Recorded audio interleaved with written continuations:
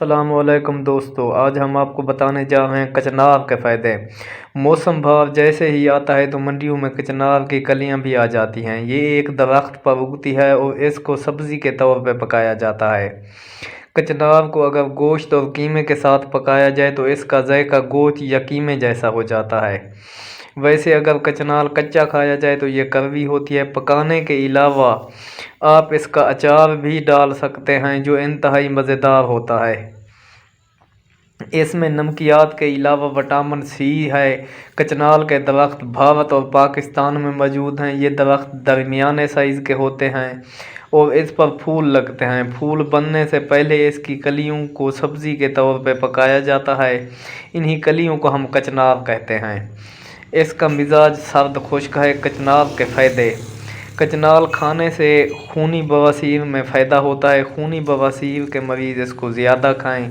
کچنار کھانے سے پیٹ کے کیڑے مر جاتے ہیں۔ جو لوگ بچپن میں مٹی کھاتے ہیں یا وہ عورتیں جو مٹی کھاتی ہیں جن کے پیٹ میں کیڑے ہیں وہ کچنار کا استعمال زیادہ کریں۔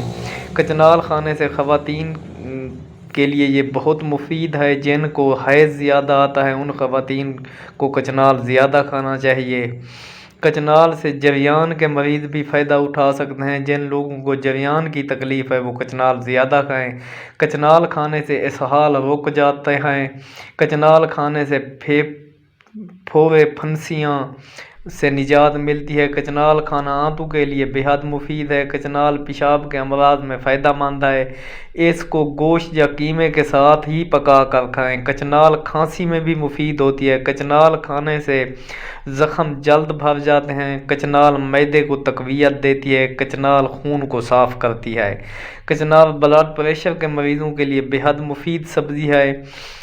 اس کا مزاج سرد خشک ہے۔ اس میں آئل یا گھی کا استعمال زیادہ کریں اور اس کو گرم مسالے اور ادرک کے ساتھ پکائیں۔